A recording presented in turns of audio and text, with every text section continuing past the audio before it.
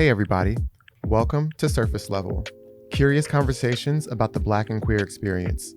I'm one of your hosts, Jordan, and today, Damon, Tony, and I are talking about the relationships that helped us find our way as baby gays. What's one thing that you've been happy to see me Outgrown. Whew, that's a laundry list, but Oh, bitch. It's a terror, so I'm sure. Yes. So I always just tell you, like, speak up. Like, people need to know what's going on with you. every time we met, even the first time we met, you gave me a thorough dressing down. Being selfish. And I mean, those are the things you learn. It's just like, girl, I'm trying to live my life and get my life. Yes. I'm very much in my shut up phase of life. Yeah, you've been really helpful with, like, first of all, calling me out for being selfish, but also like reminding me about ways in which you have shown up for me that sometimes I forget or overlook. This is Girl, Who Raised You? So today's a special episode, and we're really excited to have some incredible people here with us today who's helped guide myself, Tony, and Damon through our queer journeys. And joining me is Tony's friend, Anthony Woodburne. Damon's accompanied by his friend, Corey Baker, and then my friend, George Gary, is on the end. So for any viewers, if this is your first time checking in with us, season 10 of Surface Level is called Girl, Grow Up, where we're revisiting topics from our first season to see how we've evolved. And so back in season 1, we had an episode called Dad, I'm a Bottom. And we were talking about the experience of coming out to, our fathers and how that shaped our experience. And so today's conversation is really going to be celebrating chosen family. So that's why you all were asked to join us today. And before we go deeper, let's start on the surface level with a game I'm calling Mother Knows Best. Okay, so I'll give you a scenario and where you need help, right?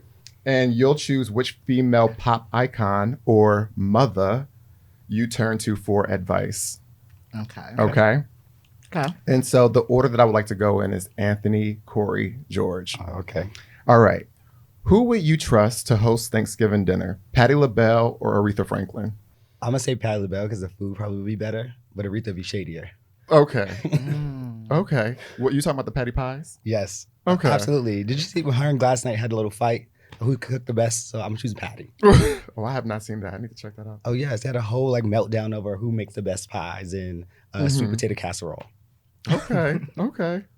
I haven't Corey? seen that fight, but I absolutely have had a patty pie, and I feel like certainly the best store-bought pie that I've gotten before. So I'm gonna say yes to that, and I don't know if I want shade at Thanksgiving. I feel like I want it to be calm. Not to say that Patty's gonna be calm, but I feel like relatively, yes, definitely Got Patty. you. Okay. I mean, I always want the shade. So, like, and for Thanksgiving, I'm not really going for the food. Like, I'm going for the company. So, I don't care about patty pies. But, I definitely am going for the shade. Give me the tea. Give me the auntie, Aretha, all of that. Who couldn't sing? I'm like, who was lip syncing, girl? Give her a couple of Like, glasses. Give me all of the tea. You Who want- was, sucking dick on the side? Oh, Well, but I but feel I like, have you reckon, seen like- that TikTok where the person brings the apple pie to their Thanksgiving and it's literally like a brick? You can have a brick at the No. shade? Okay. I ain't seen that. Okay. I'm sorry. all right. Well, speaking of throwing shade, let's stay on theme. Who are you calling in to throw shade at your enemy? Whitney Houston or Nicki Minaj? I'm going with Whitney Houston. Yes. What is there any particular moment that That solidified scene in her movie, she was like, she can't sing. She can't sing. You're singing for her. We talk about Paula Abdul. it? I was like, Right. yes. Off key. Off key. Yeah, I feel like I appreciate a clean, kind smile with the shade, so I would rather have that than a little bit more like in your face. I would love no, never. She can't. No. A nasty nice. Yes. Right. I appreciate nothing that. too overt. Let's not start a brawl. Yeah. Okay. I'm Whitney as well, just because it's like she's the voice, so you can't argue with that. Versus Nikki, you could argue. Like, girl, you can't argue with Whitney. So. Okay. Unanimous. All right. So who are you letting sing the final song at your funeral? Jennifer Hudson or Fantasia? Ooh, that's a tough one. Who are you trying to send off? Have you sent off? You're gonna send up the people. She started yelling, so I'm gonna choose Fantasia. Okay. Yeah. Any particular song? I don't have a particular song that she's gonna sing. Mm-hmm. I have to think about that. I don't have one offhand, but I just don't need all that yelling. Got you. Something. Hold on. Wait, you chose Fantasia and you don't need yelling? I feel like Jennifer Hudson's yell is a little different. It's gonna be Okay. real loud. Okay. Y'all ears gonna screech. I'm okay. It's not definitely happening. shrieky. Okay. But- I'm choosing Jennifer Hudson. I would love her to sing His Eyes on the Sparrow from obviously it's from before Sister Act, but I love the Sister Act version. So yeah, I would love to hear her sing that. I'm gonna stop there. Yeah, it would be Fantasia. I don't need Jennifer Hudson at any of my anything. Have you No listened- venue, nothing. No birthdays, funerals. She don't need to show up. Have you listened to her Christmas album? Who? Jennifer Hudson. Why would I? It's- I'm not listening to her. It's do literally anything. 30 minutes of yelling. I don't want to hear her do anything. She screeches. It's like a lot. But Listen, I'm picking Jennifer Hudson for my funeral. I feel like she got to make the people feel it. They You gonna know. feel it. Fantasia girl. All right. Who are you hiring to be your life coach? Mary J. Blige or Tina Turner? That's shady. I feel like I want to talk about resilience. Who had the most? Who do you want You to gotta get get the beat sermon to have from? resilience. Listen, that's a lot to come back from. It is. I would probably say Tina Turner because it took Mary J. Blige a long time to get those boots off the ground, and she should have been had a boot line for that. I was thinking you were talking about something I more thought you were saying metaphorical. something. I was like, No. it took her Yeah, career. okay, It took she her a got long to time like to this, build. I was like, wait, Listen. she was Right. young. I was like, don't oh, the understand. boots. The Okay, boots. the actual The boot actual line. boots. Okay. She had boots. Yes, they're good. People love those boots. Okay. Every time she dances on stage, Okay. thigh highs, that's her. Right. Okay, girl. The boots are like a staple to the Okay. look. Mhm. Cute. Okay. I recently saw the Tina Turner musical and it was so impressive. I feel like I would say Tina because I really appreciate that she was a phenomenon in her later years. And I would love to, I just really appreciate hearing and seeing the example of, I'm 60 and I'm still selling out stadiums. Yes. Okay. George, where you at with it? You look Therapy. therapy. Neither more one like- of them girls can give me nothing. I could give them a Or little help. you have advice for them. I got some advice for them. George, They can't give me please. no help. You know what? And on Mary that- and on and Tina? yes, you want to actually I'm talk to good. somebody who's actually experienced something. So and have be I. able to. I've been through it too, girl. So We for the we could record, chat. you the one giving we can advice. get a drink, You, like, cause we ain't. They don't need to give me- Shared life coaching. They don't need to give me no type of advice on how to get through what. What? and on, The and on hell? that note, what do you? We Can asked you this- curse on this We podcast? of course. Okay. We asked this to all of our guests, and it can be serious, it can be lighthearted, but what are you curious about?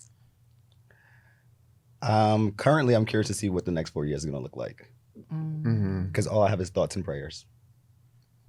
Yes, condolences. Yes. Condolences. I have a follow up to that. I am curious to see if looking at some years where it will be difficult for many of my communities to survive and thrive, I wonder if we are going to use this opportunity to turn toward each other Mhm. for camaraderie or turn away from each other. Oh my god! I wish I had some like more thought provoking, but I'm just curious. Like, are we finally gonna get Beyonce album of the year? Like, are we doing? Is Cowboy Carter getting album of the year? Are we gonna make this black woman just not get her accolades like we do every other black woman? So that's what I'm curious about. Like, or are we just I'm gonna be at the Grammys again, just like fuck y'all, Upset again. upset. So Okay. Well, look. Thank you. and when for we get sharing. when we get Act 3, when is the concert? We'll know when she's ready to let us know. The visuals, And not a second sooner. I'm curious about all of it. So All right. Well, thank you for contributing and playing with playing the game. But next, we'll move into some one-on-one conversations. So first, we'll have Tony and Anthony, followed by Damon and Corey, and then we'll wrap things up with George and I. So Tony, you're up. All right, so let's get started because they want to talk about mothers. Talk about mothers. They want to talk about mothers. I think about Cardi B in this instance too, when she was like, "Bitch, I'm a mother." So let's go a little bit to the beginning of like how you and I met, the early days of our friendship. Briefly, talk about that occurrence. And so for me, my head goes to a place of when we first met. Obviously, we went to Howard University, Mm-hmm. and I remember being a freshman. And I feel like my first time really seeing you around campus was when I was going out for a social club for freshman guys, freshman boys or men, and you were the president of said social club. And in those early days, you didn't really like me too much. No, I was going to beat you up. The funny story was I was talking to two individuals, and that's when Facebook had Honesty Box. Yes, someone Honesty wrote in Box. that Oh my Honesty God, Box. throwback. And that's actually how me and you wind up talking, because the only person that knew was you and another particular person. That you were talking to someone. Yes. And someone went into your Honesty Box. Someone went to their Honesty Box. To and was theirs, like, meddling around. Meddling around, being messy. And the only person I knew that knew this was you. And I was just like, this little nigga. When I see him, I'm putting hands on him. And then come to find out it was someone who I thought was a friend who did that. So that's how we started becoming friends. We started hanging out. Right. And then our other friend who lives in California was on a dance team. And that's when we became like the trio, and was going around Howard, just hanging out in that regard. Yeah, it's so funny how I feel like there are a lot of people who can talk about their friendship starting in a place where they were at odds and then coming around full circle and being like Judy's. Yes. Like we are. So speaking of that, what's the moment when you realized that we graduated from just like friends to chosen family?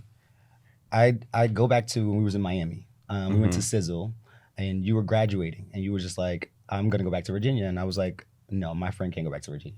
I was like, New York is where you need to be.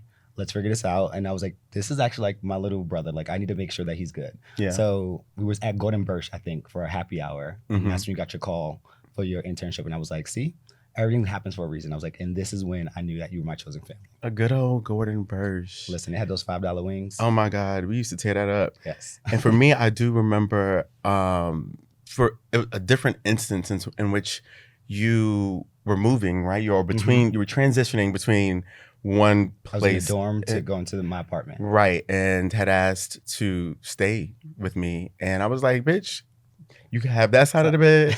I have this side of the bed. And that was just an instance for me where it's like, this is what chosen family does. We have each other's backs. And I think for me, that's been like a testament of our friendship throughout the years. It's just being there for each other in those times. And, the girls are turncoats. Okay. We have so many stories around these things. Turncoats. So when we talk about things that are important to identity and being queer, I want to know from you, what was important for your identity in being queer? What are the things, sort of maybe like your principles, the things that maybe you bestowed upon me when you took me under your wing? I call you my fairy gay mother, because you really like took me under your wing, embraced me, and showed me the rules of the road and how to live this lifestyle in the beginning. Because, you're young as well. Yes. But in those days, I was a young gay. I didn't know what the fuck was going on or how to navigate. I don't even know if people knew you had an afro when we first started hanging out. And I was just like, we got to chop this shit off. You cannot walk around with me with this afro in your head. So it's funny. Shade. I think for me, I'm someone who's really nice. And it costs you nothing to be nice. And in our culture, typically everyone is like catty or like bitchy, but I don't believe you should always act like that. Like it's exhausting at some point. So that's part of my identity where everyone's like, you talk to everybody, you always speak. I'm like, yes, because it's something that we struggle with and we are always at odds with everyone else. So I'm like, we can't be at odds within our own community. So let's learn how to like actually love on each other. And I think that was one of the major pieces that I showed you when we were going out to the club or meeting guys in the street. It was like, listen, just say hello. Mm-hmm. Like that's all it takes is just a hi. So even last night, for instance, went to the bar. I think we got 2 drinks for $4. Like, I'm just saying nice, like a hello, and that's all it That's one took. thing. Tell the people about our Grey Goose boy days. We were called the Grey Goose Boys. We would polish off a whole bottle of Grey Goose at iBar in DC, literally, and pay like $10. And everybody was wondering how and why. If this is the cup that everyone else got, Yes. ours was like double the size. And Right. They'd be like, what? How did you get that? And I was like, you got to be nice to people. I just learn the bouncers and learn the bartenders. I want a strong drink, and I do not want to wait in line. Both of those things, because we don't do Yeah. lines, and we definitely want our drinks proper. Exactly. And also, I'm just thinking about in terms of one aspect of being in this lifestyle and stuff like that. I remember I used to be so private and thinking like, these girls are trying to get into my business. They want to know my tea. They're asking all these questions. When like, lo and behold, we talk about the Carfax on these niggas. And if there's a boy that you're talking to is giving like, girl, I don't need to know all the tea, but we got to share who we're dealing with so that if there is something you should know, somebody could give you a heads up, or you find yourself Out on the street. out on the street looking crazy. What's one thing that you're glad I outgrew since our early days? Whew, that's a laundry list, but Oh, bitch. I think to your point earlier, it is the privacy thing. I always just tell you, like, speak up. Like, people need to know what's going on with you.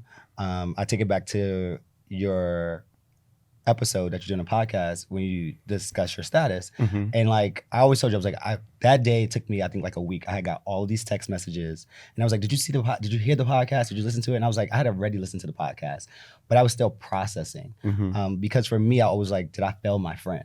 And I was like, that bothered me so much. Cause I was like, we talked about sharing our lives and being vulnerable. And I was like, when we finally sat down and had that one-on-one, I was like, I think we cried a little bit. And I was like, I'm glad that you've outgrown that space where you became this open person.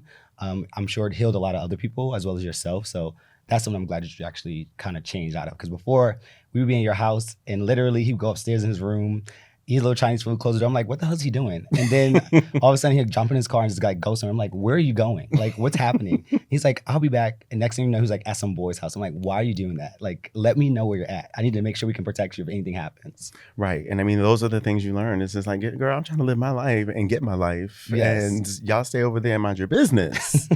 But yeah, I do remember like when I talked about my status on the podcast, and of all of the text messages and the outpouring of love and support from people, it was your text that came a couple days later, like you said, after processing, that I sat on the edge of my bed and was just like the ugly cry, the ugliest of cries, because like you said, we're so close. And for someone like you who to not know that about me directly from me and hear it on the podcast, I knew that was going to be something that shook the table. But I felt I had to do that in my way, because it was like, I don't want to go on this tour about my status. I just want to say it, rip the Band-Aid off, and let people react how they will. Absolutely. And so I appreciate you taking the time to process and like, send me that note. And now, we've been able to have other conversations since that have been really a growth journey for us together. So how do you think our friendship has helped you grow or change for the better? The change is, for me, is just as much as I'm nice, it's about discernment and making sure like what you do and who you do it with. Yes, ma'am. So Everybody's not your friend. Everyone's not your friend. And I think that you've been my anchor when it comes to that. Because you'd be like, Anthony, no. Like, that boy is no good, or this person is a trash. Like, we talked about losing friendships and what that looked like for us. Yeah. You've seen me through several transitions, me moving to DC, me changing jobs, breaking up with someone who I was like madly in love with. Oh, God. I think you were so over me at that moment. It's like, can you stop talking about him? Like, let it go, Elsa. Let it go. I did have to say, girl, leave the past where it is. Yes. But I appreciated that so much. I think you've been that anchor when it comes to that. And I've seen our evolution happen around that particularly. Yeah, I appreciate that, because you're such a generous person and you give to a fault. And I don't like people taking advantage of people who are generous.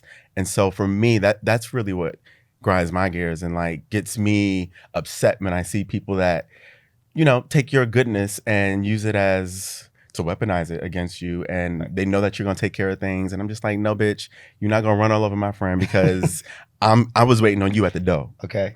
So This is a fun one.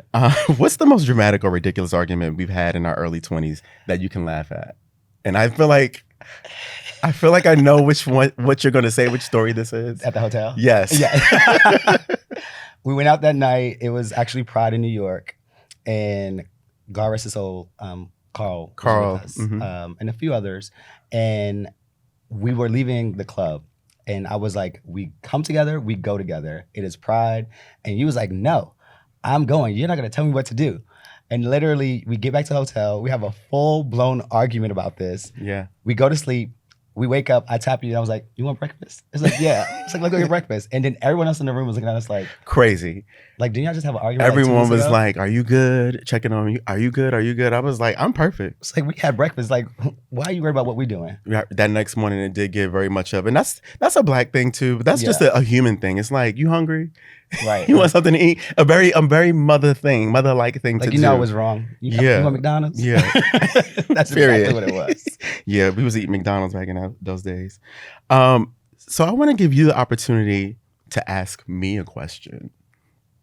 So we don't often get to turn the tables on this podcast where we have folks that stay curious and ask us a question. So just anything. It could be about our journey coming up together. It could be about something now that's happening that you're curious about.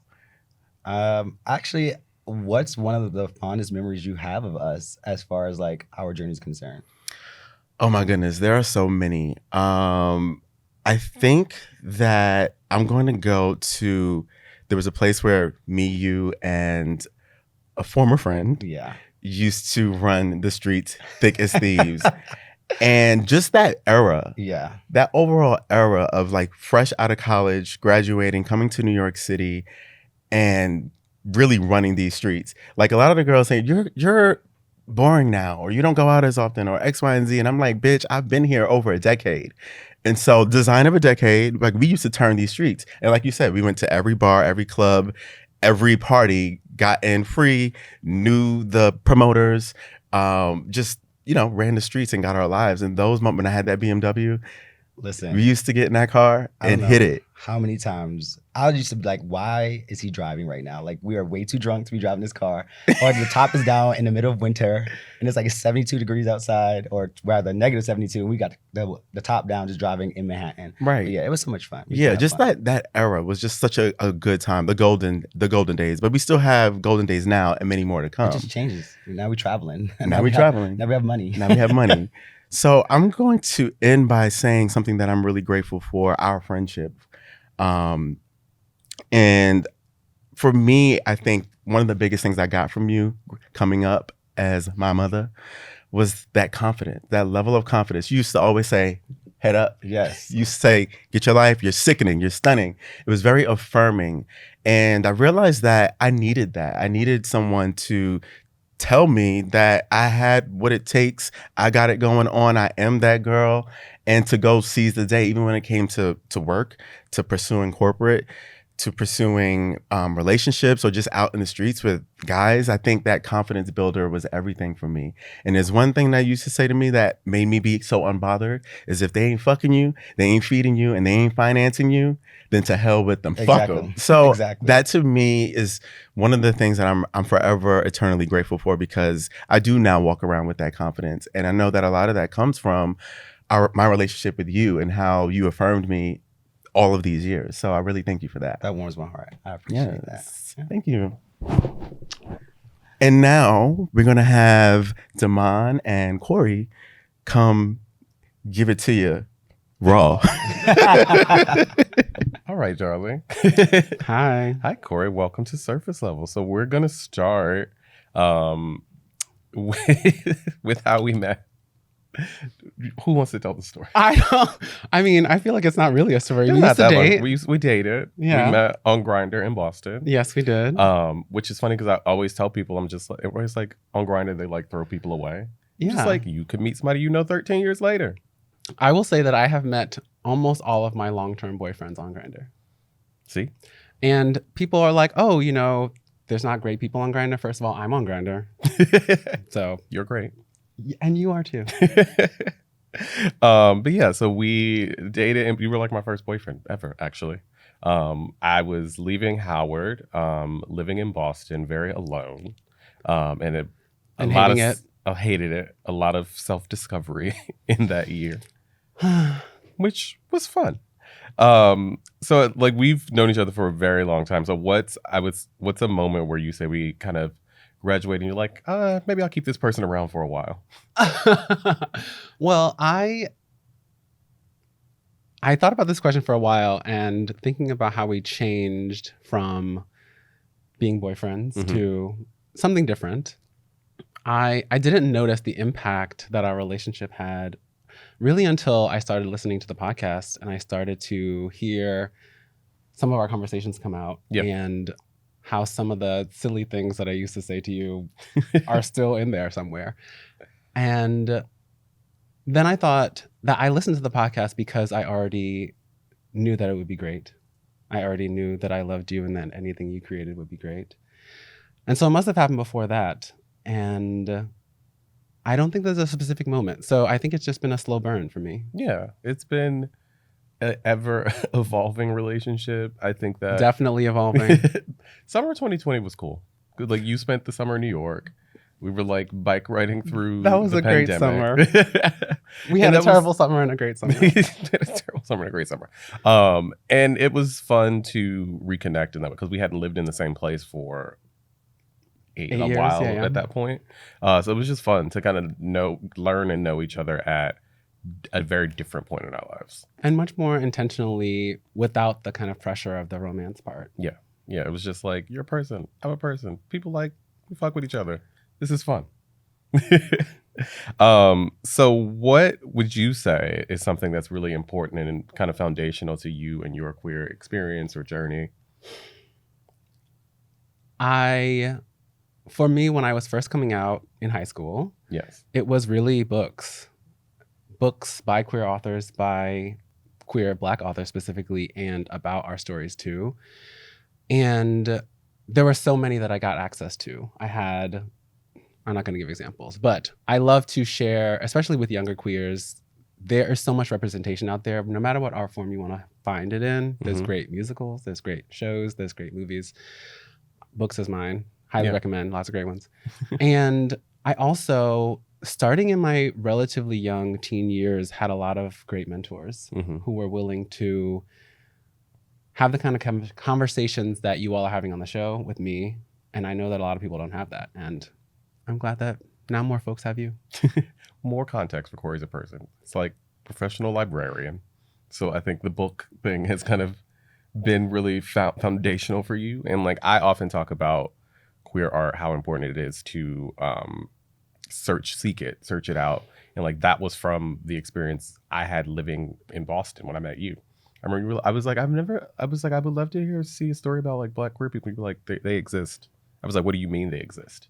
Like that's how far I was from the idea that like queer stories, like you gave me my first Elin Harris book, I still have it.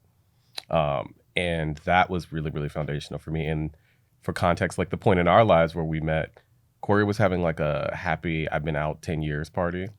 And my and I was gosh. like in the process of coming out to my friends. Yeah. And so it was just like, even though maybe I think I would year apart in age, it felt like, wow, this person has been like 10 years into this journey.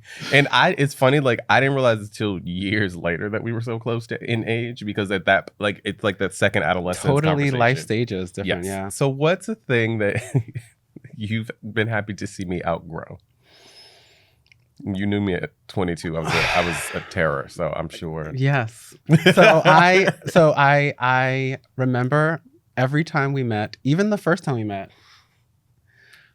you gave me a thorough dressing down.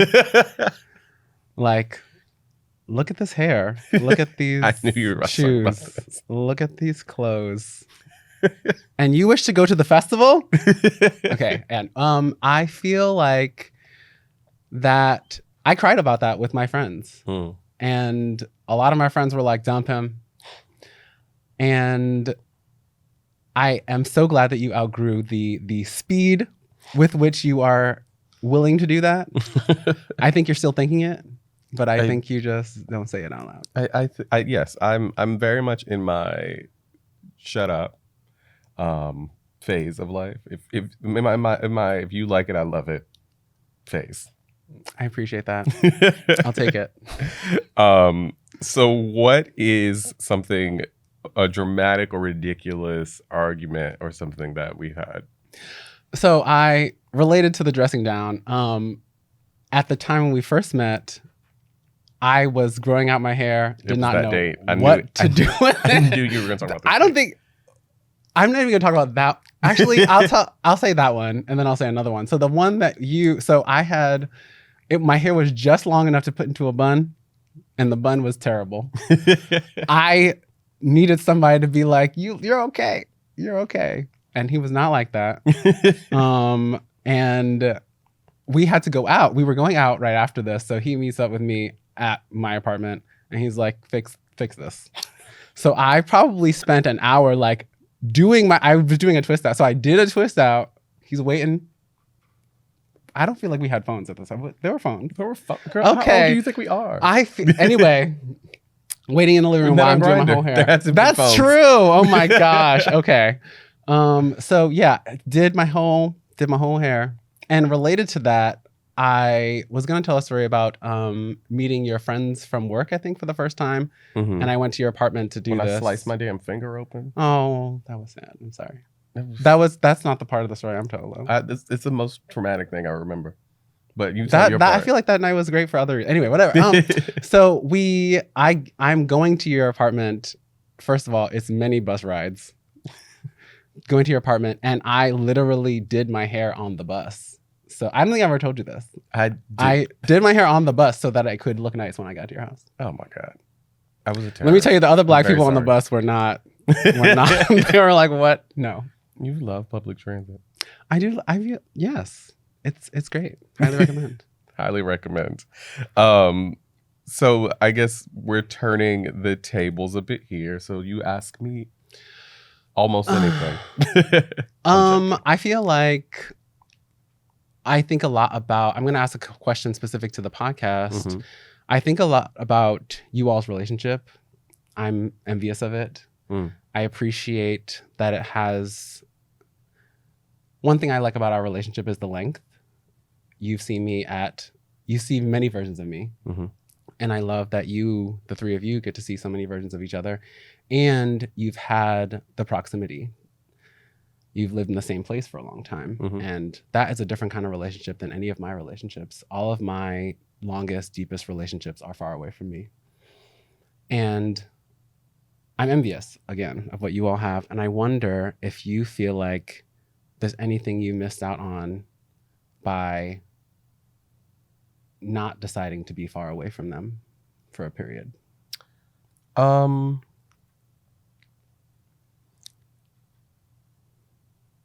At one point, I would say yes. I think at one point, you are kind of, maybe it's a bit stagnant in growth or new experiences, or like you have this level of comfort where like the three become one and like there's so many similarities. And I think that there was a very long period of time where Jordan and Tony have been just like anchors for me in the city, and every big life event and every big life experience in some way involved them.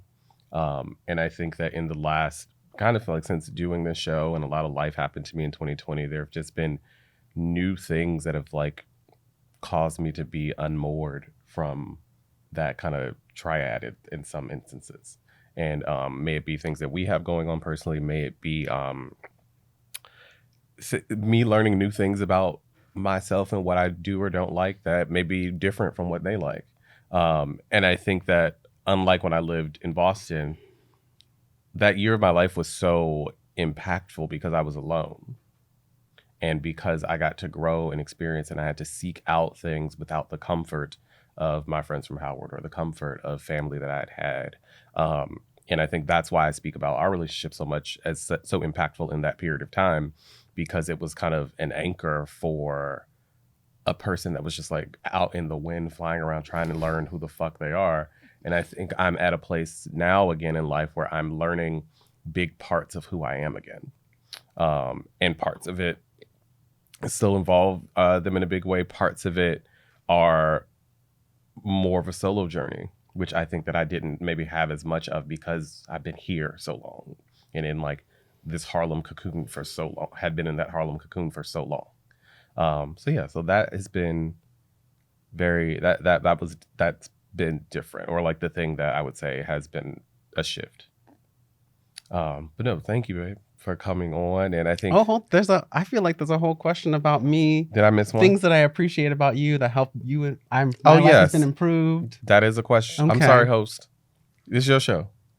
So Corey, what is the thing that like answer the damn question? Okay. So I would say first off, my life has been improved because one, a number of my favorite clothing pieces are from your closet. I love those. I already mentioned the time. It's been wonderful to experience different versions of myself with your thoughtful reflection about it. Mm-hmm. I think that through our experience, it has been, I've discovered that it's hard to find folks that are at once really reflective and thoughtful and also willing to share their opinions and willing to try new things. Love trying. We've tried a lot. And so we have tried. I appreciate that about you. I've had a number of my firsts with Damon. First for me. I don't know. Well, yeah. Okay. So I appreciate that about you. And not only has it given me permission to be more of that myself, but it also, it's wonderful to have. I feel like it's a life partnership. Yeah. I appreciate that about you. You are one of, and I'll end here, one of the most principled people I've ever met, which I think is cool. And like principled in a way where like, it's one of the things that was reflecting me, like it's principled in the way that I don't give a fuck about what people think about it. Like I'll tell a very random fucking story. Oh dear. We were gonna eat one time when we still lived in Boston, and you were kind of vegetarian. And I was just like, he was like, oh, I'll eat a chicken, but it has to be free range. I was like, what do you mean the chicken has to be, I thought you were a vegetarian. He's like, no, I just don't want the chicken to be in cages. I feel like the chicken should be able to roam free. And those are the only chickens I'll eat. And I think to most people like, this motherfucker's crazy. But it's just like, actually, that's a principle you have. It's something that is unique. It's quirky. And you're just like, I'm not afraid to talk about it. If we're going to eat a chicken, I'm going to tell you exactly why. And I think that that's a small, like random, funny example, but I think that there are parts of you that are not based on other people's opinions and thoughts of who you want to be. And it's more of just like finding the purest version of self. And that's something that I find really fucking cool. And I do my best to try and do that in my life as well. Thanks, darling. Oh my gosh. Alrighty. And then next we'll have Jordan and George close us on out. Well, George, Jordan. it's so nice having you here today. Do you remember when we first met? Oh my God. So I remember when I first met you. Like we were starting AK Psi on campus at Howard, and I remember you stood up and you introduced yourself to the group, and you were like, "My name is George Taylor Gary III," and I was just like, "This nigga is so over the top." I'm like, who says their whole name like that? And I was just like, you know what? I'm like, I'm keeping my eye on this person. I wasn't out yet. And then we started working together on the marketing and the branding for the chapter. And then I just feel like our work like conversations just ended up turning into like friend conversations, and we would be on the phone for hours and we wouldn't talk about sexuality. We wouldn't talk about anything. We were literally just like talking about things that we were interested in. And yeah, I was just like, okay, like I think that I'm really, really like, I fuck with him. And for me, it was a little bit scary because I was just like, this person is so like comfortable in their expression. And at that point I was so not. And I was just like, what's going to be the narrative if we become best friends? Like people are going to assume that I'm gay and I have to make an announcement. But it was something that I felt like our conversations were so meaningful, and like I really needed somebody who I felt like really like took the time to get to know me, all parts of me, regardless of my sexuality. Even though there was like an unspoken, like, we know what it is. And so I want to know for you, was there a moment where you like in the relationship or in the friendship realized like, oh, I really fuck with Jordan? So you knew I was gay. I could tell Oh, I knew immediately. you was gay. Yeah. No, I mean, thank you for that. Yeah. No, I remember meeting you at AKSI as well, and just seeing you in the back of the room, like, okay, let me keep my eye on him. But I think that we really bonded over like talking shit and like Mhm. really realizing that other people in the chapter weren't on shit and we were. So it was just like, actually, okay, I'm gonna bond with like all the tight people in the chapter. So Mhm. I was like, okay, Jordan, like there's something to him. Like he I can had work. my shit He can together. work. He has his Yeah. shit together. And at Mhm. that point in my life, I was like all about just like exposing people for being like not on their shit, like in Mhm. college. Like that was like my vibe. Right. So you definitely were like, okay, I can, tap into him. We can make this chapter amazing. Right. And I think once we, banded together and became like the marketing arm of Mhm. AK Psi, we just became inseparable. Like it was just like, Yeah. okay, like this is like my person. I obviously felt like we had our own, like, okay, we're both gay, but we're not talking about it for right now, which was fine. That was the state of the campus and just Yeah. the world. But I mean, I feel like there's so many different iterations of us kind of like growing in our friendship that have shown me that you are like a lifelong brother. Like it's not just Mhm. one thing. It's like it contain every 2-3 years there's another instance that's like, Mhm. yeah, this is What was why the this first is like one? my person. It could be anything from like me, we did our first international trip to Florence for my birthday and me like loaning you money at that time. Like I'm like, if I'm loaning people money, bitch, I really fuck with you. That's an Like interesting so detail to highlight. I'm just saying, like, and we've loaned each other We have. It was money throughout yeah. just Yeah. so like those types of like I'm just saying like when you're that comfortable with somebody and Yeah. you're like super We could put somebody on a payment plan. Yeah, It's like like it's real. I've been on how many payment plans with you been around the world. So I'm like, for me, I'm like, when you're 22 giving somebody $1,000, that's my brother actually. I'm not Mhm. or being like, yo, I really want you to come to Italy with me. Like, Yeah. let's do it. I got you. Or you Mhm. paying for me to go to Dubai. Like, where it's just like, what? Like, Yeah. this isn't a happy Christmas text. This is, I just bought us tickets to Dubai. Let's go. Like, it's like, you don't just do All the that good with, times. Yeah. So, Okay. it's like we always, It's a lot of them. Yeah. Okay. So I guess my next question is then like what like thinking about your own upbringing and like me knowing you at college age and you were so comfortable with your sexuality, like growing up, like what do you think were the values that help you like get to that point? I mean, I think it's interesting that you say like, oh, I was so comfortable with my sexuality. Cause like for me, I wasn't, but I always say like, we joke about like, the passing privilege of like you being able to almost like cosplay as being straight when we were like in college. And it's like I wasn't able to do that. Not cosplay. Or but like Yeah, I was no, I get never what you able mean. to like act like I was straight. Like people were telling Yeah, me like I knew you you were gay right. at, like when you 13. So I'm like, okay, I guess I'm gay. But so it was never this like conscious thing of like, Mhm. oh, you're so comfortable. It's just like, well, people just they're just like, you gay, so it's like, well, I guess I gotta deal with it. So like not in a deal with it way, but like I just became so like, well, I can't hide who I am or become a shell of myself. Mhm. So let me just fully lean in and embrace it and be just like the most confident version of myself because I can't hide it. Like I don't have that option. You never thought like, oh, can I like butch it up or like can I like play football? No, like I It was didn't never think that option. was an option for. I mean, I played flag football in like elementary school, but like it was like Yeah. I was like, girl, Like, and I'm Yeah. like, okay, you're right.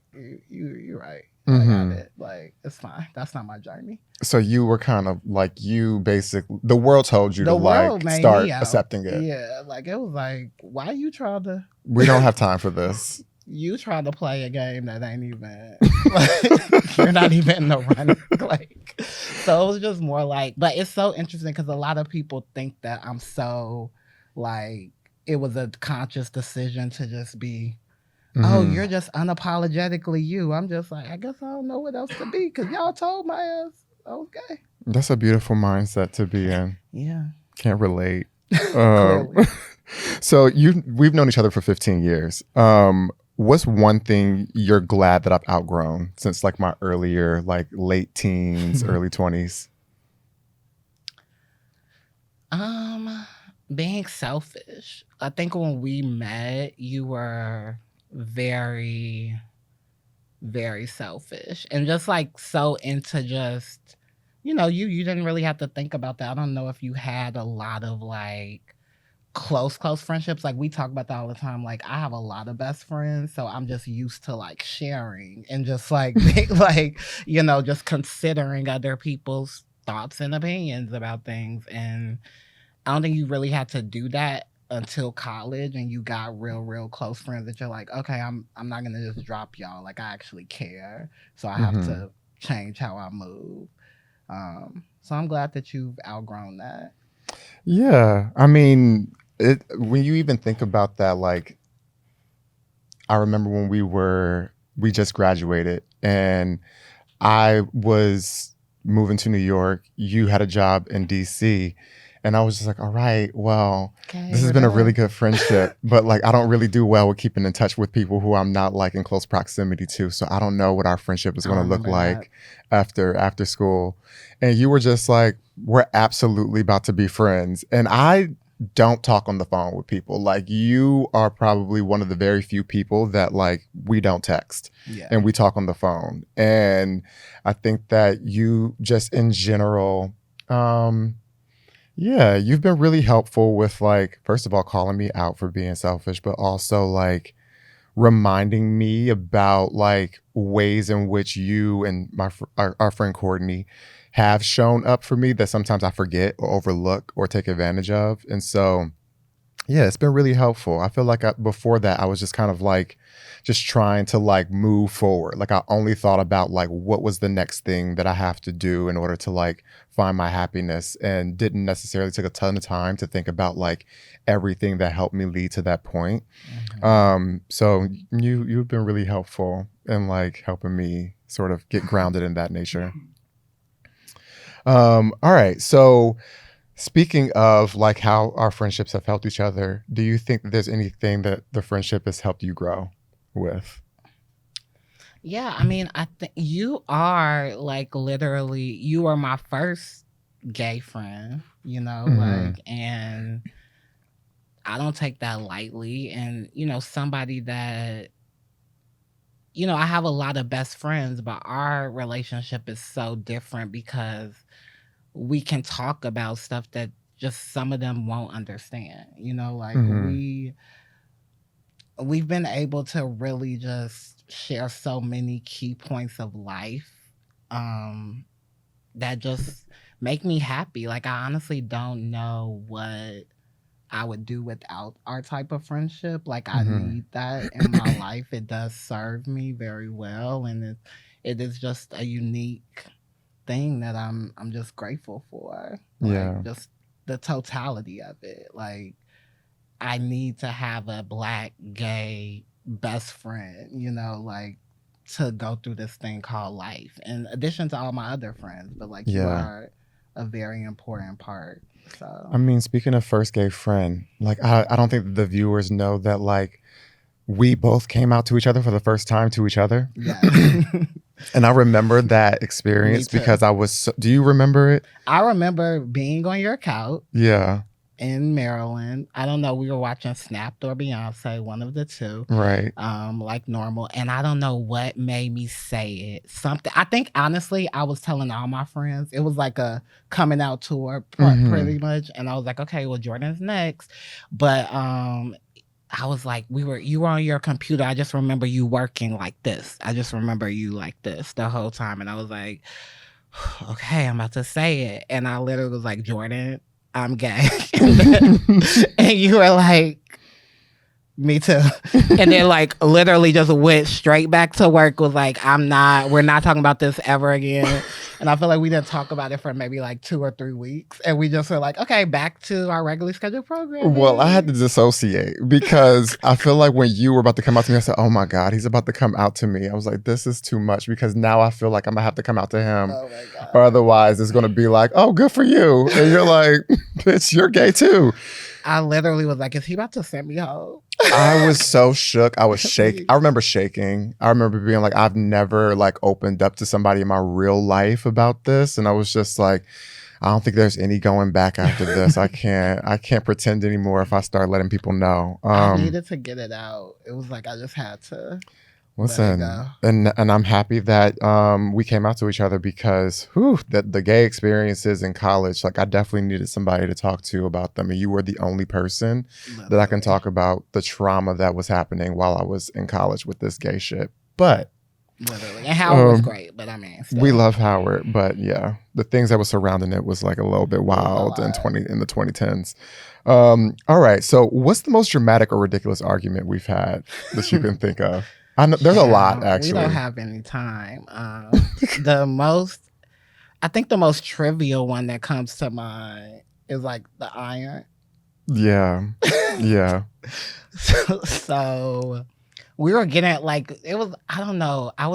We were going to class, and I think we were both running late, and we both had like early morning classes. I was spending the night at Jordan's house in college, and Jordan got in the shower and was like, oh, do you mind ironing my clothes, like ironing my shirt or something? And I'm like, okay, cool. So then he gets in the shower, I iron his shit, and then I go to get in the shower, and I'm like, can you iron mine?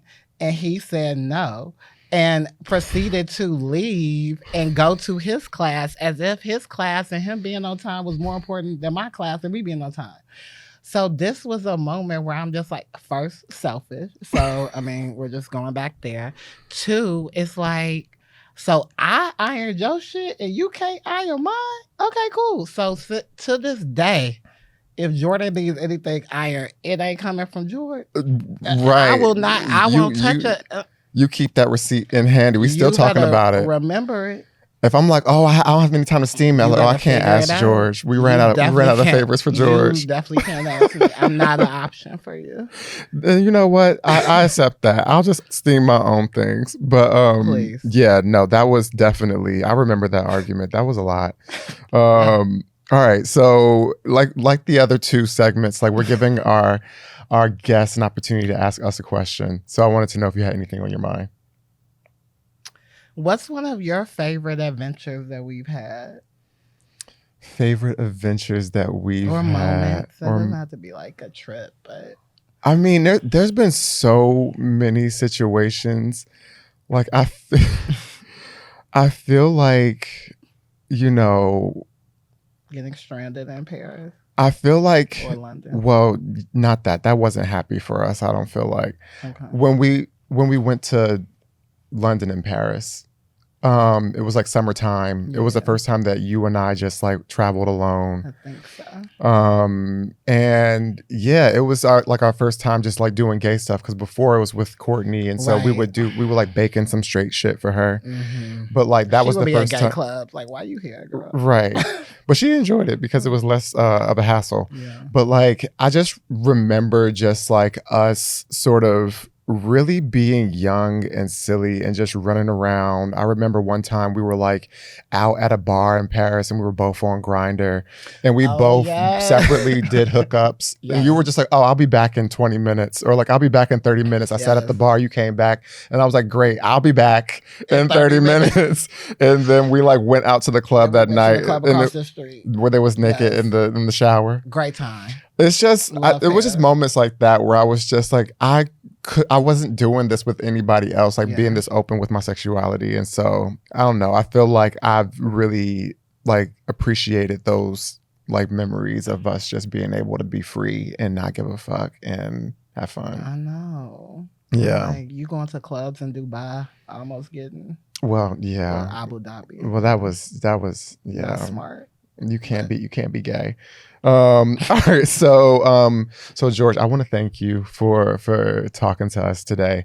Thanks And for having me. you know, part of this segment is to really talk about the impact that you left on my life. And I think that you've been really, really helpful with helping me process emotions, helping me understand what emotional support looks like. Like, I think that we've been through so many disagreements, arguments, like back and forth. And we've been through so many different journeys of like how you and I just sort of like hold space for each other, to like bickering as part of our relationship, to get into a point where we were living together where we were just like, we need to figure out a system so that we don't argue with one another. Mhm. Like, and really just using like, really being committed to evolving the friendship and maturing as we go, Yeah. and not letting the 19-year-old us dictate like everything in our relationship. Yeah. We can check in every 5 years and say, this is how I want to be engaged with as a 35-year-old versus a 21 versus 30. And so I just really appreciate you sort of being there through all of those phases and holding me accountable. I love that. I love the growth that we both had. Yeah. And it is both of us, even though I feel like I initiate most of the combo. And we love you for that. But no, it's been a journey. And I truly, like, I wrote this in your birthday note. I Mhm. truly believe like we are soulmates. Like, Mhm. I think that there are friendship soulmates and we're soulmates. I believe So, that too. I'm so happy to be here. Yes, come here. All right. Well, thank you, George. And thank you to our guests, Corey and Anthony. That's all the time that we have this week. If you enjoyed this episode, let's keep the conversation going. Let us know your thoughts and questions at surfacelevelpodcast.com. And remember, stay curious.